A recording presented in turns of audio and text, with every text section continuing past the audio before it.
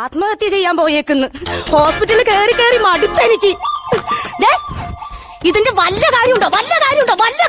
ഇതിന്റെ കാര്യം ഉണ്ടെന്ന് ഡോക്ടറല്ലേ പറഞ്ഞത്? ഇട്ടില്ലെങ്കിൽ കഴുത്ത് താഴോട്ട് പോകും. കഴുത്തല്ല താന്നു പോണ്ടത്, നിങ്ങൾ ഒന്നാകെ താന്നു പോണം. യൂട്യൂബിൽ വൈറലാവാൻ വേണ്ടിട്ട് ആരെങ്കിലും പ്ലാവിന്റെ മൂട്ടി തൂങ്ങി ചാവാൻ നിക്കോ? എടി ഞാൻ തൂങ്ങിത്താവാൻ ശ്രമിച്ചല്ല. പിന്നെ ഞാനേ തൂങ്ങിച്ചാവുന്നതായിട്ട് ഷൂട്ട് ചെയ്ത് യൂട്യൂബിലിട്ട് വൈറലാവാൻ ശ്രമിച്ചതല്ലേ. അങ്ങനെ നിക്കണെങ്കിൽ ആരെങ്കിലും ഹെൽപ്പിന് വെക്കണ്ടേ? ഹെൽപ്പിന് വെച്ചായിരുന്നല്ലോ. ആരെ? അപ്പുറത്തെ ബിജുവിന്റെ പൊക്കമുള്ള നമ്മുടെ മോനെ. എന്നിട്ടെന്താ ഞാൻ തൂങ്ങാൻ കയറി അങ്ങോട്ട് നിന്നതും ഐസ് വെട്ടി വന്നു. അവൻ ഐസ് മേടിക്കാൻ പോയി. അത് കഴിഞ്ഞ് അവൻ തിരിച്ചു വന്നപ്പോ ഞാൻ കണ്ണും തള്ളി താഴെ കിടക്കുക. എന്റെ അടുക്ക ചോദിക്കുക, അച്ഛാ 10 രൂപ വരുന്ന ഞാൻ ഐസ് മേടിച്ചിട്ട് വരട്ടെ. ഈശ്വര ഭഗവാൻ, ഇത്രയും സ്നേഹമില്ലാതെ പോയല്ലോ നമ്മുടെ മോന്. അവന് സ്നേഹമില്ലെന്ന് പറയണ്ട, നിനക്ക് സ്നേഹമുണ്ടോ? എടി എന്തെങ്കിലും സ്നേഹം ഉണ്ടായിരുന്നുണ്ടെങ്കിൽ ഞാൻ അവിടെ നടുവും തല്ലി കിടക്കുമ്പോ എന്നെ വന്നല്ലേ പിടിക്കേണ്ടത്.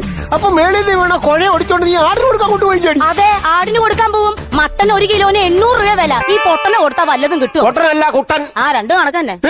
എടി ഞാൻ അവിടെ കിടന്ന് കരഞ്ഞു വിളിച്ചിട്ട് നീ ഒന്നും എത്തി ഒന്നും നോക്കിയത് പോലില്ലല്ലോ. ആര് പറഞ്ഞു നോക്കിയില്ലാന്ന്? നിങ്ങൾ അവിടെ നിന്ന് ചന്തിയേന്ന് വിളിച്ചപ്പോ ഞാൻ വന്ന് നോക്കി. നിങ്ങളുടെ ചന്തിക്ക് ഒരു കുരു ഞാൻ കണ്ടില്ല. എടി ചന്ദ്രിക എന്നാ വിളിച്ചത്.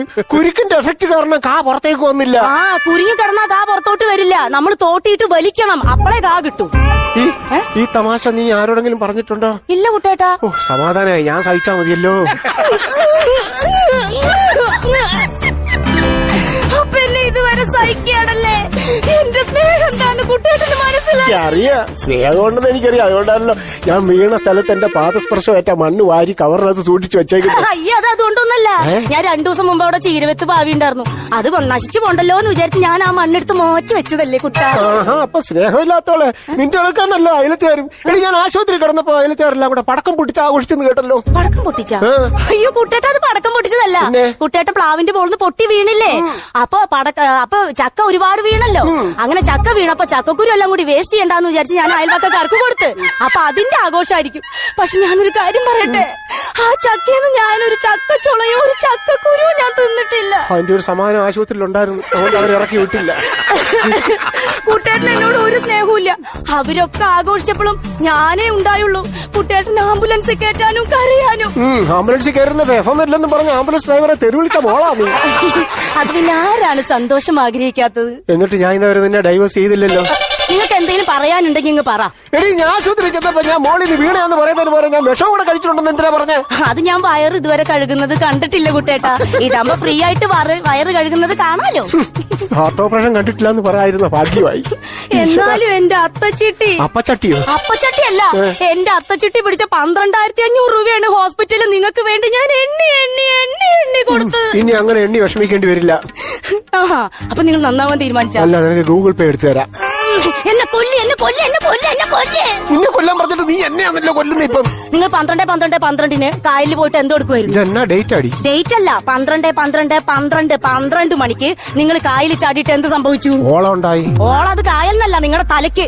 നിങ്ങൾ യൂട്യൂബിൽ റീച്ച് ആവാൻ വേണ്ടിട്ട് പോയിരുന്നോ? കായലിൽ ചാടിയോ? എന്നിട്ട് എന്തോ ഉണ്ടായി?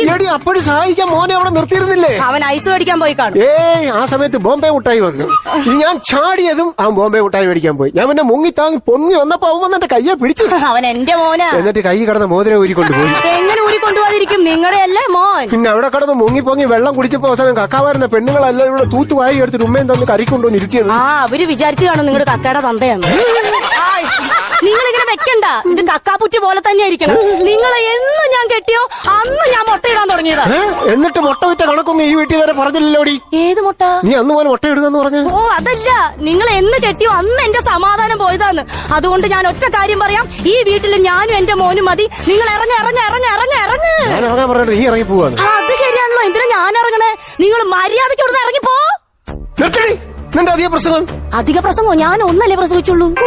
ഒളിതുള്ളപ്പോക്ക് ചത്താ മതിയായിരുന്നു. നിങ്ങൾ അങ്ങനെ ചാവേണ്ടവനല്ല, നിങ്ങൾ കൊല്ലപ്പെടേണ്ടവനാ. എന്റെ കൈ കൊണ്ട് നിങ്ങൾ കൊല്ലപ്പെടേണ്ടവൻ. നിങ്ങൾ ഇന്ന്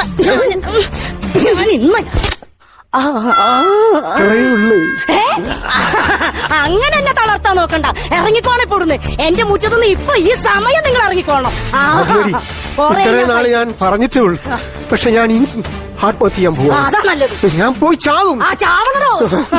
ഇനി പെട്രോൾ ഒഴിച്ച് കത്തിക്കാം, അതാ നല്ലത്. പെട്രോളിലേക്ക് എന്നാ വില? വേണ്ട, ഗ്യാസ് ഉണ്ടോന്ന് നോക്കാം. ഗ്യാസിനും വിലയാണ്. വേണ്ട, തൂങ്ങി തന്നെ ചെയ്യും. കയറെവിടെ? തൂങ്ങി ചാവുപടി. ഞാൻ ഇതേവരെ പറഞ്ഞോളക്കല്ല. തൂങ്ങിച്ചാകും ഞാൻ. അയ്യോ കുട്ടേട്ട ഇപ്പൊ ചാവല്ലേ? പിന്നെ ഞാൻ എപ്പോ ചാവാനാടി? ഇപ്പൊ ചാവല്ലേ? എപ്പോഴാണ് ചാവുന്നേ? കുട്ടേട്ട ഞാനേ നിങ്ങൾ തൂങ്ങുന്നതൊന്ന് വീഡിയോ എടുത്തോട്ടെ. വീഡിയോ എടുത്ത് യൂട്യൂബിൽ അപ്ലോഡ് ചെയ്താൽ ഒരുപാട് വ്യൂവേഴ്സും കൂടി എനിക്ക് വരുമാനം കിട്ടും. എനിക്ക് വരുമാനം കിട്ടിയ പുളിക്കോ ചന്തി ചന്ദ്രി